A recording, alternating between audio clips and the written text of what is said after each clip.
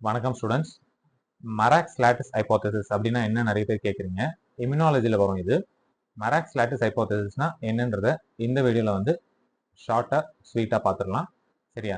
First வந்து immunology reactions, immune reactions அப்படின்னா antigen antibody ரியாக்ஷன்ஸ்னு ஒன்று இருக்குது.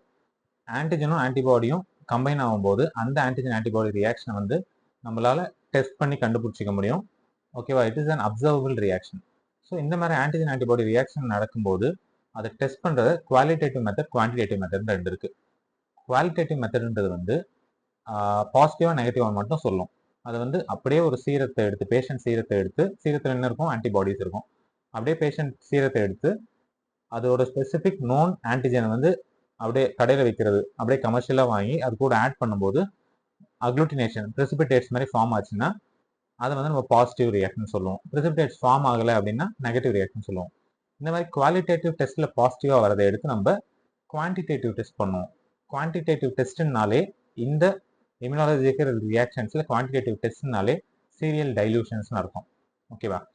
இந்த சீரியல் டைல்யூஷன்ஸ் ஏன் பண்ணுறோம்னா இந்த மராக்ஸ் லாட்டிஸ் ஹைபோதசிஸ்னால தான் இந்த சீரியல் டைல்யூஷன்ஸே பண்ணுறோம். ஏன்னா வந்து சீரியல் டைல்யூஷன்ஸ் பண்ணலைன்னா நம்மளுக்கு வந்து falls positive or false negative results வந்து கிடைக்கிறதுக்கான வாய்ப்புகள் நிறைய இருக்குது. அதனால வந்து நம்ம சீரியல் டைல்யூஷன் பண்ணி எக்ஸாக்ட் ரிசல்ட் என்னன்றதை கண்டுபிடிக்கணும். ஓகேவா? ஸோ அந்த இடத்துல சீரியல் டைல்யூஷன்ஸ் பண்ணும்போது தான் டைட்டர்ன்ற ஒரு வார்த்தையை வந்து உள்ள கொண்டு வராங்க. ஓகேவா? ஸோ இப்போ வந்து குவான்டிடேட்டிவ் டெஸ்ட் பண்ணோம், ஆன்டிஜனையும் பேஷண்டோட சீரத்தையும் போட்டு பார்க்கும்போது ஆன்டிஜன் ஆன்டிபாடி ரியாக்ஷன்ன்றது அது விசிபிளாக வந்து அக்ளூட்டினேஷனாக வந்து நம்ம கண்ணுக்கு தெரிஞ்சிருச்சு. ஓகேவா? இப்போ அதை எடுத்து குவாலிட்டேட்டிவ் டெஸ்ட் பண்ணி டைட்டர் என்னன்னு கண்டுபிடிக்க போகிறோம். ஓகேவா? குவாலிட்டேட்டிவ் டெஸ்ட்னா என்ன சொன்னோம்? டைல்யூஷன்ஸ் போடணும். ஓகேவா? ஸோ அப்போ வந்து ஃபார் எக்ஸாம்பிள் டைல்யூஷன், அந்த சீரம் பேஷண்டோட சீரத்தை எடுத்து டைல்யூட் பண்ணுறோம். 25, 1:25, 1:50, 1:100, 200, 400 இந்த மாதிரி நம்ம சீரியலாக வந்து டைல்யூட் பண்ணுறோம். அப்படி டைல்யூட் ஒன்றும் இல்லை, நார்மல் சாலைனில் எடுத்து போட்டு டைல்யூட் பண்ணுவோம். ஓகேவா? அந்த மாதிரி டைல்யூட் பண்ண பிறகு அந்த ஆன்டிபாடியோட லெவல் வந்து அந்த டைல்யூஷனோட கவுண்ட் இன்க்ரீஸ் ஆக ஆன்டிபாடியோட லெவல் குறையும். புரியுதா?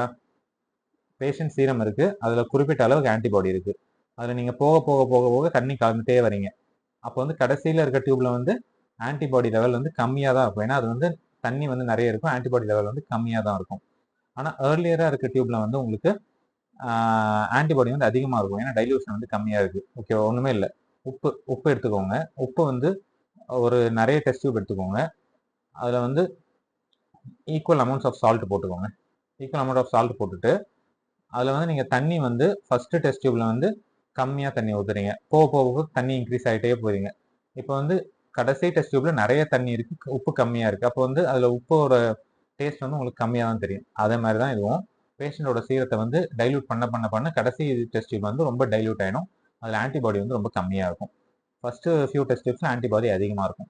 இப்போ என்ன பண்ணுறோம்னா, இப்போ டைல்யூஷன் பண்ணி முடிச்ச பிறகு இதில் வந்து ஆன்டிஜன் ஆட் பண்ணுறோம். நோன் ஆன்டிஜன், எப்படி நம்ம குவாலிட்டேட்டிவ் டெஸ்ட்டில் பேஷண்ட் சீரத்து மேலே அப்படியே ஆன்டிபாடியை போட்டோமோ, இங்கே வந்து டைல்யூட் பண்ணிவிட்டு ஈச் டெஸ்ட் டியூப்லேயும் வந்து நோன் குவான்டிட்டி ஆஃப் ஆன்டிஜனை வந்து ட்ராப்பாக ஆட் பண்ணுறோம். எல்லா டெஸ்ட்லையுமே ஆட் பண்ண பிறகு ஃபர்ஸ்ட் ஃபியூ டெஸ்ட் டியூப்ஸ் என்ன சொன்னோம்? ஆன்டிபாடி அதிகமாக இருக்கும், அப்போ ஆன்டிஜன் கம்மியாக இருக்கும். லாஸ்ட் ஃபியூ டெஸ்ட் டியூப்ஸில் வந்து ஆன்டிபாடி கம்மியாக இருக்கும், அப்போ ஆன்டிஜன் வந்து அதிகமாக இருக்கும். மிடில் டெஸ்ட் டியூப்ஸில் வந்து there will be a equivalent between antigen and antibody. Marrack's lattice hypothesis என்ன சொல்லுதுன்னா, இந்த மாதிரி ஈக்குவலண்டா எங்க வந்து ஆன்டிஜனும் ஆன்டிபாடியும் இருக்கோ அங்கதான் வந்து ஆன்டிஜன் ஆன்டிபாடி ரியாக்ஷன் நடக்கும் அப்படின்னு சொல்றாங்க. அதுதான் மராக்ஸ் லாட்டிஸ் ஹைபோதசிஸ். அந்த மாதிரி ஈக்குவலண்டா இருக்கும்போது தான் ஆன்டிஜனும் ஆன்டிபாடியும் கம்பைன் ஆகி ஒரு பெரிய செயின் மாதிரி ஃபார்ம் ஆகி ஒரு லாட்டிஸ் மாதிரி ஃபார்ம் ஆகி அது வந்து அக்ளூட்டினேஷனா வந்து நம்மளுக்கு விசிபிளா தெரியும் அப்படின்றது மராக்ஸ் லாட்டிஸ் ஹைபோதசிஸ்.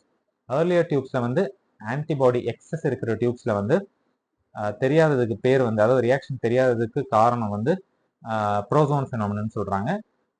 அந்த ப்ரோன்னா முன்னாடி, போஸ்ட்னா பின்னாடி.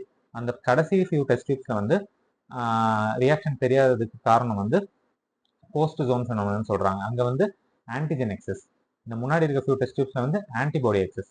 அந்த மிடில் இருக்கிற ஃபியூ டெஸ்ட் டியூப்ஸ் வந்து equivalence of antigen and antibody.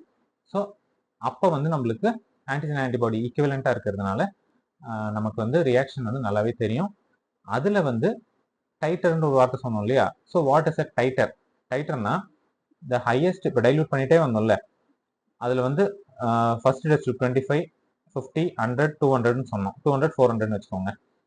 First test 25ல positive காட்டுது, 50ல பாசிட்டிவ் காட்டுது, 100ல பாசிட்டிவ் காட்டுது, 200ல பாசிட்டிவ் காட்டுது, 400ல நெகட்டிவ் காட்டுதுன்னு வச்சுக்கோங்க. இப்போ what is the titer for this reaction கேட்டால், the highest dilution at which the antigen antibody reaction is visible or observable is called a titer.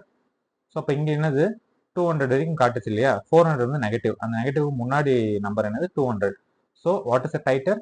The highest dilution at which the antigen antibody reaction is observable or agglutination is visible is called as a antibody titer. So இந்த ரியாக்ஷனுக்கு வந்து 200 is the antibody titer. ஓகேவா? So இதுதான் titre, இதுதான் வந்து மராக்ஸ் lattice hypothesis. So அதோட picture வந்து காட்டிடுறேன், ஒரே ஒரு வாட்டி பார்த்துக்கோங்க. ஸோ இதுதான் அந்த மெராக்ஸ் லாட்டிஸ் ஹைபோதசிஸ். சென்டரா இருக்கிற பீன் போட்டிருக்குல்ல, அதுதான் வந்து அந்த ஜோன் ஆஃப் இக்விவலன்ஸ். ஆன்டிஜனும் ஆன்டிபாடியும் ஈக்குவலாக இருக்குது, அதனால ஒரு லாட்டிஸ் ஃபார்ம் ஆகிட்டு அது வந்து அக்ளூட்டினேஷன் விசிபிளாக தெரியுது. ஆனால் ஏல இருக்கிறது வந்து ப்ரோசோன் ஃபெனோமினன், ஆன்டிபாடி எக்ஸஸாக இருக்குது. சில இருக்கிறது வந்து போஸ்ட்ஜோன் ஃபெனோமினன், ஆன்டிஜென் வந்து எக்ஸஸாக இருக்குது. ஸோ இந்த மாதிரி மைக்ரோபயாலஜி சம்மந்தப்பட்ட, இம்யூனாலஜி சம்மந்தப்பட்ட தகவல்கள் தெரிஞ்சுக்கிறதுக்கு சேனலை வந்து சப்ஸ்கிரைப் பண்ணி வச்சுக்கோங்க. தேங்க்யூ.